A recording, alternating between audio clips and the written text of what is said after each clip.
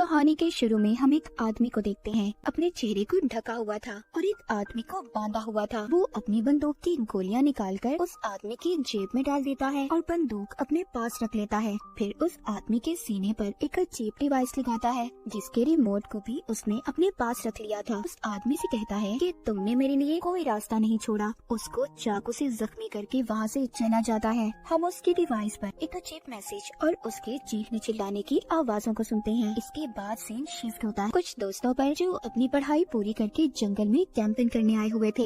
यहाँ पर सब दोस्तों में कैटो जो सबसे ज्यादा बिगड़ा हुआ था। वहीं कैटो का दोस्त जो उसके उल्ट था, बिल्कुल सीधा, पर उसकी दोस्त ऐसी थी जो बेचारे पर हमेशा शक करती रहती थी कि उसका चक्कर किसी और लड़की के साथ है। हम यहाँ पर उनकी बातों में सबकी गहरी दोस्ती देखते हैं। इनके ग्रुप में एरिन थी जो सबसे ज्यादा मासूम थी और सबसे अलग रहा करती थी। जब एरिन बाथरूम के लिए झाड़ियों में जाती है, वही आदमी जो हमने कहानी के शुरू में देखा था वो एरिन को बेहोश कर देता है। जब एरिन को होश आता है, उसके साथ साथ सभी दोस्त एक अजीब सी जैकेट के साथ उठते हैं क्योंकि सबने अब जैकेट पहनी हुई थी और उस जैकेट पर एक टाइमर लगा हुआ था। करीब ही जब वो गैस सिलेंडर को देखते हैं तब इन्हें समझ आता है कि किसी ने इनको गैस से बेहोश कर दिया था और इनका यहाँ पर एक दोस्त भी गायब था। जब वो आदमी इनके सामने आता है तो इन्हें पता चलता है कि वो इनके स्कूल के साइंस टीचर थे और साथ ही साथ एरिन के दोस्त के डैड भी जो अब मर चुका था। वो बताते हैं कि जब मेरे बेटे की मौत हुई तो उनकी बीवी ने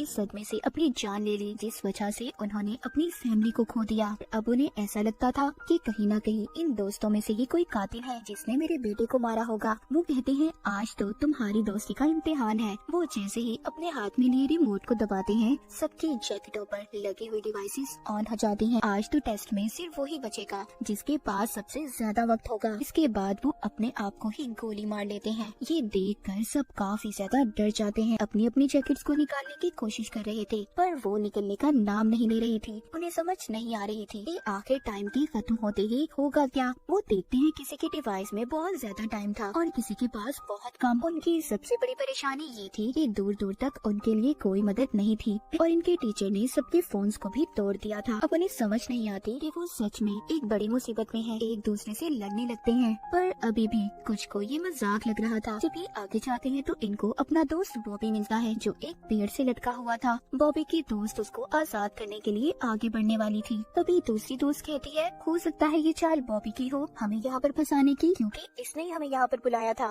ये जरूर उस टीचर के साथ मिला हुआ है। ये सब सुनकर कुछ दोस्त बॉबी को छुड़ाने के हक में नहीं थे पर बॉबी उनसे बार बार कह रहा था कि प्लीज मेरी मदद करो। वो कहता है मैंने तुम सबसे अपनी एक बड़ी बीमारी को छुपाया था जो उस टीचर को पता चल गई थी। वो मुझको ब्लैकमेल करते थे, मेरे पास कोई और रास्ता नहीं था, इसलिए मैं तुम सबको यहाँ पर लाया। पर मुझे उनके इस प्लान के बारे में कुछ पता नहीं था कि वो हमें यहाँ पर कैसे फंसाएंगे। पर मैं तुम सबको इस डिवाइस के बारे में भी बताने के लिए तैयार हूँ अगर तुम मुझे खोल दो। अब उसके दोस्त उस पर तरस खाकर उसे छुड़वा देते हैं। बॉबी आजाद होते ही सब पर चाकू से हमला कर देता है पर वो किसी को मार नहीं पाता और देखते ही देखते उसके डिवाइस में टाइम खत्म हो जाता है। सबके सामने वो ब्लास्ट हो गया था, फट जाता है, उसके जिस्म के टुकड़े टुकड़े हो जाते हैं। ये देखकर सब अपने अपने दोस्तों को लेकर भागते हैं। टेबल कैटो का दोस्त था जिसकी दोस्त उस पर अब भी शक कर रही थी। वो उसके साथ जाने से भी मना कर देती है। कैटो का दोस्त अकेला ही कैंप में वापस आता है। वो उस टीचर की बंदूक को भी अपने पास रख लेता है ये सोचकर कि शायद ही उसके काम आ जाए। इसके बाद हम एक और दोस्त को देखते हैं जो काफी ज्यादा घबराया हुआ था क्योंकि उसका टाइम अब खत्म हो चुका था। वो अपनी दोस्त से कहता है प्लीज मुझसे दूर रहो, कुछ देर बाद मैं भी मरने वाला हूँ।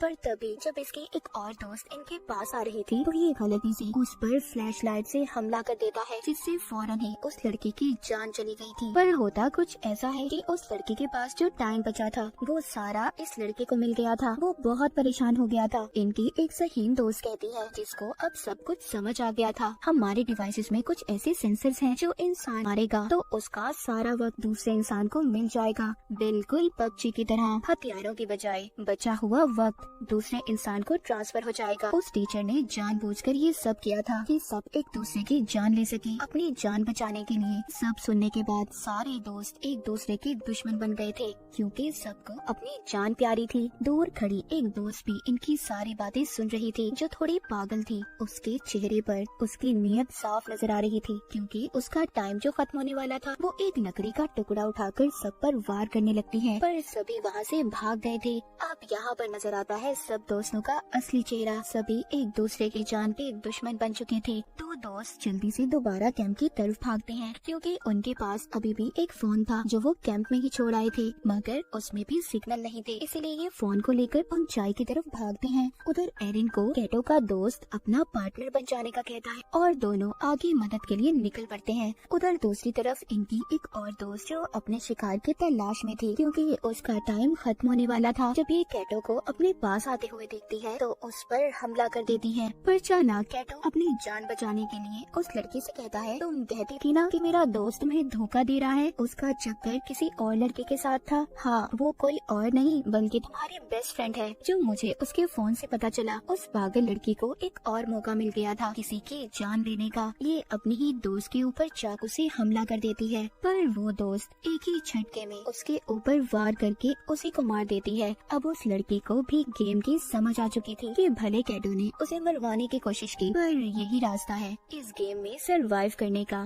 जिंदा रहने का। वो कैटो के साथ मिलकर टीम बना लेती है और दोनों सबका शिकार करने का प्लान बनाते हैं। उधर दूसरी तरफ जिन दोस्तों को फोन मिला था, अब वो लड़की अपने डैड को फोन करती है जो पुलिस ऑफिसर थे, पर उसकी कॉल नहीं लग रही थी। अब उसको शक होने लगा था कि कहीं उसके डैड भी किसी मुसीबत में ना हो। जब वो जीपीएस से लोकेशन पता करते हैं तो उससे पता चलता है कि उनके डैड कहीं आसपास ही थे। उधर दूसरी तरफ एरिन और उसके दोस्त को चलते हुए टीचर का वही शिकार मिलता है जो हमने कहानी के शुरू में देखा था, जिस आदमी को बांधकर उसने रखा हुआ था। ये आदमी कोई और नहीं बल्कि उस लड़की के डैड थे जो अपने डैड को कॉल कर रही थी। साइंस टीचर ये सब इनके साथ इसलिए कर रहा था, उसको अब भी ऐसा लगता था कि उसका बेटा किसी नशे से नहीं मरा बल्कि उसे जानबूझकर मारा गया है, और ये सब इन दोस्तों की पार्टी में हुआ था। उस लड़की के डैड को इसलिए मारा क्योंकि बिना छानबीन किए उन्होंने उसके बेटे के केस को बंद कर दिया था। यानी कि सच ये था कि इन्हीं के बीच में कोई कातिल है। उधर ही एरिन के दोस्त को बुलेट्स गोलियां भी मिलती हैं, जिसको उठाकर ये अपने पास रख लेता है। इनकी दोस्त के डैड मरने ही वाले थे, तभी एरिन का दोस्त बंदूक में गोलियां डालकर उन्हें मार देता है। एरिन को यकीन नहीं हो रहा था कि उसका दोस्त इतना बेदर्दी हो सकता है। वो उसको समझाता है कि सब मैंने तुम्हारे लिए किया, क्योंकि वो ज्यादा देर जिंदा नहीं रहते,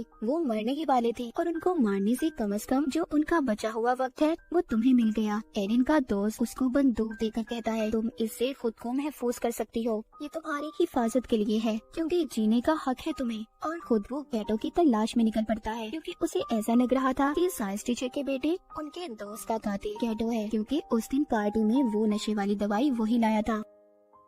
अब एरिन अपनी उसी दोस्त से मिलती है और उसको उसके डैड के बारे में बताती है। ये सुनकर वो बहुत ज्यादा रो रही थी। एरिन कहती है, अभी हमारे पास रोने का वक्त नहीं है, हमें जल्दी रिमोट को ढूंढना होगा। वो इन दोनों को उस रिमोट को ढूंढने का कहती है और खुद कैटो के पास जाने का फैसला करती है कि उसकी जान खतरे में है। उधर कैटो को भी उसके दोस्त ने ढूंढ लिया था। इन दोनों की बहुत ही खतरनाक लड़ाई होती है। उस लड़ाई में कैटो ने अपने दोस्त को मार दिया था। फिर कैटो अपने एक और दोस्त को मारने की कोशिश करता है और आखिर में कैटो ने उसकी बंदूक लेकर उसे भी मार दिया था। जिस दोस्त को उसने मारा था उसके पास सबसे ज्यादा टाइम था, जो सारा अब कैटो को मिल चुका था। लेकिन कैटो को तो इस गेम में जीतना था, वो अभी भी पास कहाँ आने वाला था। वो एक और दोस्त को मार देता है। कैटो अपने आखिरी शिकार की तलाश में था, जो एरिन और उसकी एक और दोस्त थी। जैसे ही उनके पास जाता है, एरिन की दोस्त इस पर बहुत चिल्लाती है कि उसने उनके सभी दोस्तों को मार दिया, पर वो इसकी तरह कातिल नहीं बनना चाहती थी, इसीलिए इसे चाकू से जख्मी करके भाग जाती है। पर भागते हुए वो सोचती है कि अगर कैटो भी मर गया फिर भी तो इस गेम में एक ही बचेगा, इसीलिए वो अब एरिन को मारने की कोशिश करती है और उसकी तरफ बंदूक कर लेती है। यहाँ पर कहानी का सच तो कुछ और था। एरिन की दोस्त उसको बताती है, उस लड़के से मुझे बहुत नफरत थी, वो स्कूल में हमेशा मेरे से ज्यादा नंबर लेता था और उसकी वजह से मुझे स्कॉलरशिप भी नहीं मिली। उस दिन मैंने उसकी ड्रिंक में दवाई मिलाई थी, पर मैं ये नहीं जानती थी कि वो सच में मर जाएगा और मैंने ही अपने डैड से कहकर उसके केस को बंद करवा दिया। वो एरिन को बंदूक देकर कहती है, मुझे मार दो, जिंदा रहने का हक सिर्फ तुम्हें है। पर एरिन ऐसा करना नहीं चाहती थी। तभी पीछे से कैटो आ जाता है और एरिन की दोस्त पर हमला करके उसे मार देता है। एरिन की दोस्त की जान उसकी गोद में निकलती है। कैटो के पास एरिन से कम वक्त था और अगर उसे जिंदा रहना था तो उसे जल्दी एरिन की जान लेनी होगी। लेकिन वो यहाँ पर ये भी जानता था कि एरिन के अंदर इतनी हिम्मत नहीं है। बार बार वो एरिन को गोली चलाने पर उकसा रहा था। एरिन बहुत सोचती है पर उसे नहीं मारती। उसकी टांगों पर गोली मार के उसकी डिवाइस के हवाले